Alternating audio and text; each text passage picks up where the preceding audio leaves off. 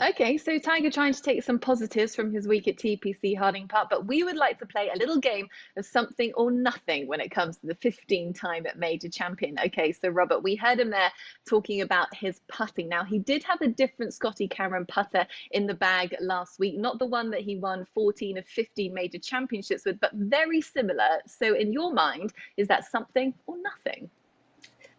The only thing that's something is that I can't watch Tiger sound anymore without thinking of Connor Moore. It sounds like he's doing an impression of Connor Moore, doing an impression of Tiger Woods now. But no, the putter change, that's nothing. Every golfer in the world changes putters. Most players, it's not uncommon at all to see players train with a different putter. We know the putter he used this week was a little longer. And sometimes when you're practicing with a different putter and you realize, hey, I'm making more with this than my other one, you put it in play. It's really not anything to be that concerned about. He did putt poorly, and he didn't putt great at Muirfield Village either with the old putter. It's just a guy trying to figure out how to make more putts, which is really, in the scheme of things, a big nothing. But it's a little bit more than that, Robert. So I think it's something because he specifically said that the length of the putter helps him practice longer. He's actually choosing equipment because his body can't handle the type of practice he wants to do. And to me, that's why it is something. It's not just picking a training aid style putter that you get a different feel for during practice, suddenly you implement.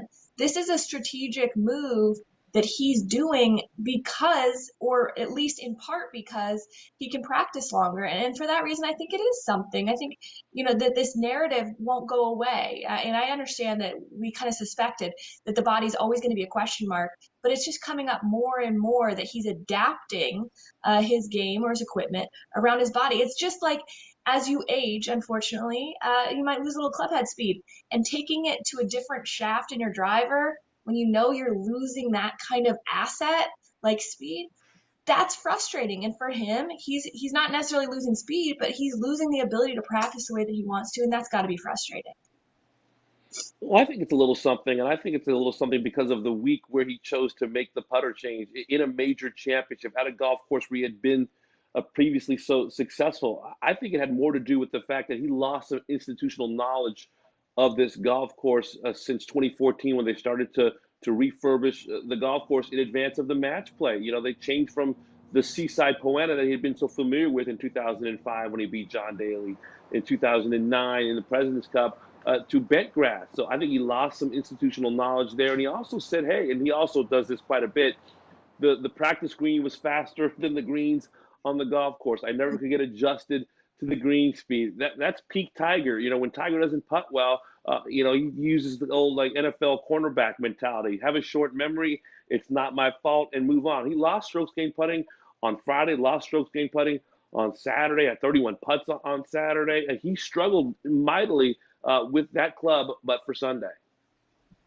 You know what's funny is we agree with the facts. We agree that he putted poorly. We agree that he's getting older, which unfortunately everyone but me seems to be getting older. So no, we agree with that. But the fact that, is it something or nothing? Is it something that we look at and say, oh my gosh, this putter that he's won 14 of the 15 majors with is in the closet for a week or maybe more? Is that something? And I think that's just the nature of the sport. The fact that his back is bad is, of course, that's something, but it's also something we're used to, unfortunately. And Tiger was very adamant in saying that his poor putting performance wasn't because of the new putter in the bag. He just couldn't read the greens. He's a field player and he just couldn't quite get that feel on those greens last week. Okay, but moving on, let's go big picture with Tiger Woods. So since his 2019 Masters victory, Damon Hack, Tiger's scoring average is 71.3. Something or nothing? Oh, it's definitely something. It's a function of where he is at this point in his career. He's taken the Ben Hogan path of not playing very often, trying to peak for the tournaments most important to him. And we've often asked the question, what did that 15th major really mean? Was it the start of something big, or was it kind of this final last hurrah of this proud, incredible player? That remains to be seen. But I think Tiger is even trying to figure out with the putter swap, how his body's going to react day to day. I didn't like Tiger Woods' chances this week because of the weather more than anything. Now he's changing putter, as Paige said, because it helps his back a little bit better. There's a lot going on. Scoring average, putter change, it's all related to a player who's trying to figure out how to peak with less reps, with less travel, to try to somehow find his way to a 16th major championship. Yeah, and I think that all goes to the theme of trying to find predictable, consistent results. And that's what we're just not seeing day in and day out, especially at the PGA Championship. We saw different versions of Tiger Woods hitting 4 fairways or suddenly putting well on a Sunday. So I think there is that search for consistent, predictable results. And that's something that, we're missing. When you talk about scoring average, he was over a stroke better in 2018 when he'd come back and played so well. Any average golfer, if you tell them you're increasing your score average by 1 shot a round, would be alarmed. If their handicap's going up and moving the wrong direction, they would be alarmed.